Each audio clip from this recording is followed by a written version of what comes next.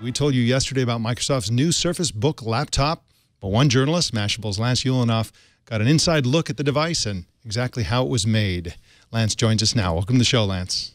Hey, thanks for having me. Thanks for coming on. Appreciate it. Now let's start with the most obvious feature of the Surface Book, the hinge. What's the deal with that hinge?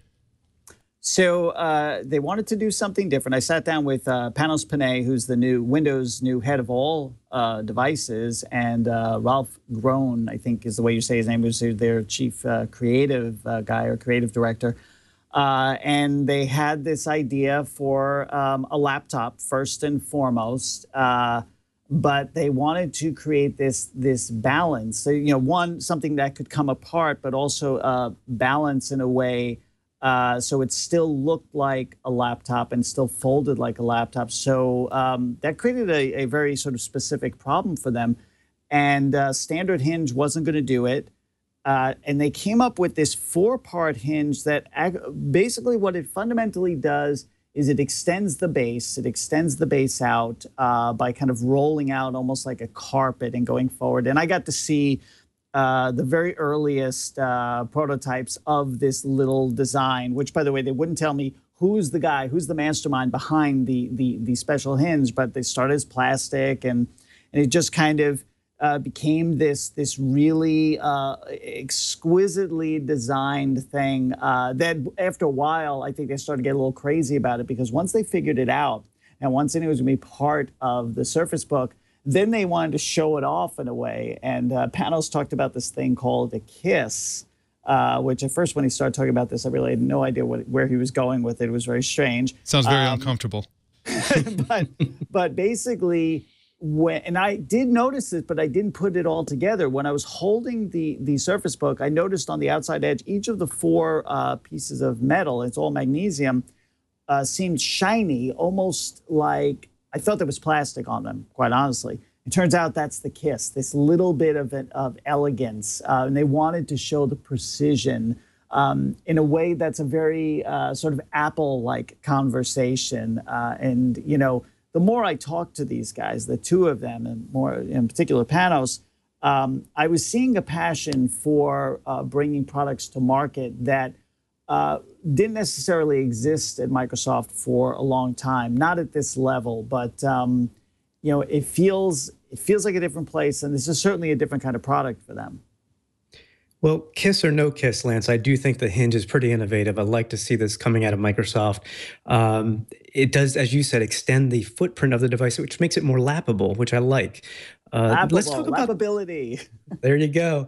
Let's talk about the actual 2 pieces of it, the base and the tablet, because, well, I say tablet because the screen pulls off, but they're calling it a clipboard. It does not have a hinged back like the Surface Pro does, so it is more of a slate than anything else. But the base, it seems, is heavier, and that makes sense to me because you don't want this tippable. You want it lappable and not tippable. You want it stable. But I'm a little concerned about it seems like most of the battery bits are in the base of this, and that the clipboard or tablet piece is lighter because it has less battery inside. And I'm hearing, and maybe you can confirm, that the tablet bit or the clipboard only gets about 3 hours of battery life. What have you heard on that?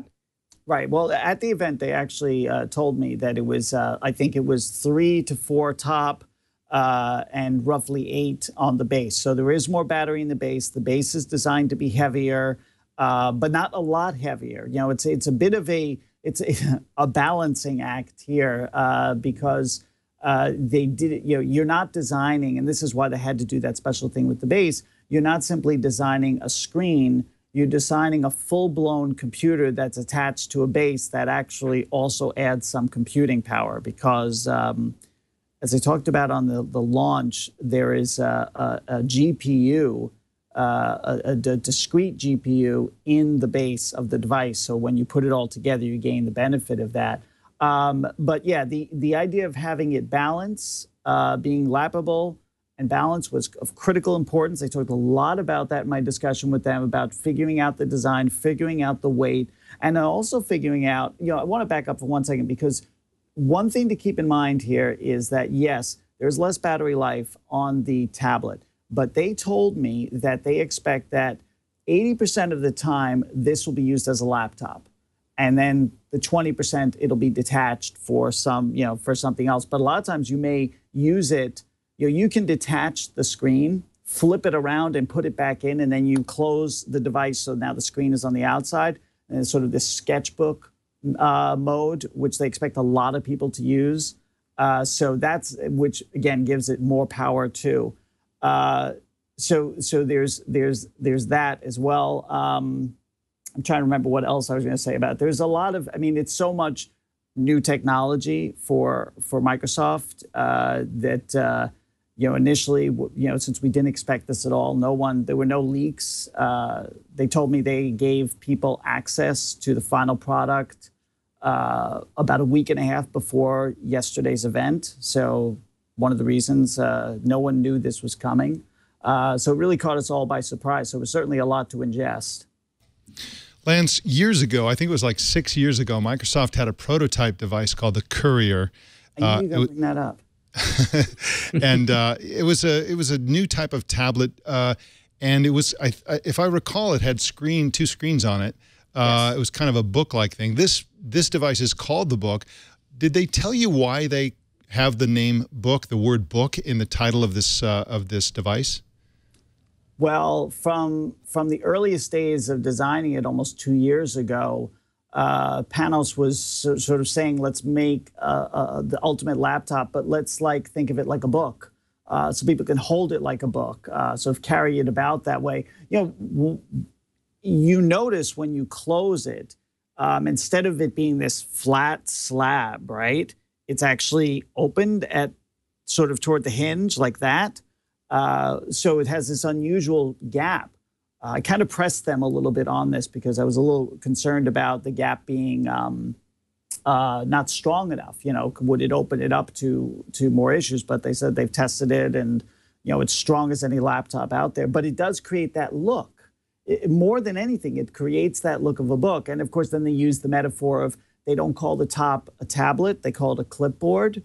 You remove the clipboard. So there's all these sort of things that they've done to sort of try and suggest to you how you should think about it. And they've done things too that Microsoft's paid a lot of attention to, sort of how you feel about the Surface Book and how it makes you feel when you use it. So one really good example is what happens when you detach the screen.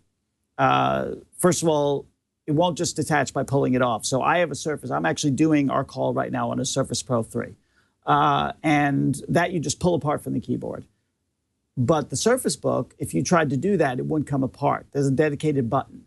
When you hit that dedicated button, you hold it down for about 2 seconds, which I think is a slight learning curve, not a big one. But you actually hear something. You hear like this click, and then you just lift the screen out. But what they told me is the click is like a fake. There is no click. Wow. The technology that's used to unlock it doesn't actually make a sound. So they added a sound. Wow. They added something to sort of give you the so-called confidence that it is ready to be removed or fully inserted. So if Microsoft assumes correctly that 80% of this time this will be used as a laptop, it's obvious that it needs a good keyboard, good trackpad on that base. And I use a Surface Pro 3 as well, and I'm actually pretty happy with the type cover, not so much with the trackpad on it right now. This is a little bit larger and it looks nicer. Have you gotten a chance to actually type on it, use the trackpad? And if so, what did you think? Very briefly, very briefly at the event. Great action on the keyboard. The keys are separated. Great size. It feels full size. It's 13-inch laptop, so you've got all the space, and they definitely use it well for the trackpad. But always with trackpads, you need a lot of time with them to really know whether or not they're going to be good. I've had some terrible ones, and I've had some great ones, and from all the major manufacturers, with the exception of Apple, which has always done, honestly, a really good job with them. But it certainly looks bigger and better, so I'm hopeful.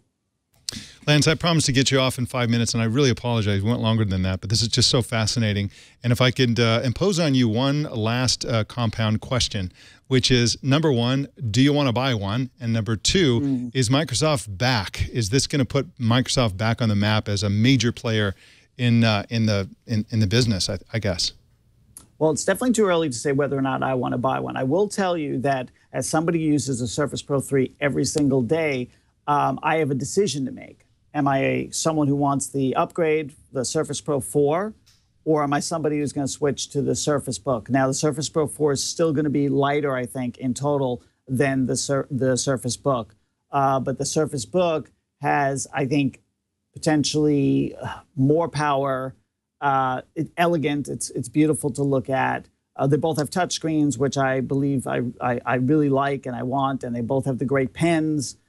So it is, I don't know, but it's a great, and I think that's something that Panos said to me yesterday, that he thinks it's a great problem for his customers to have. As far as the company being back, you know, I think Microsoft is in a very interesting place right now. It is able to do sort of hide in plain sight.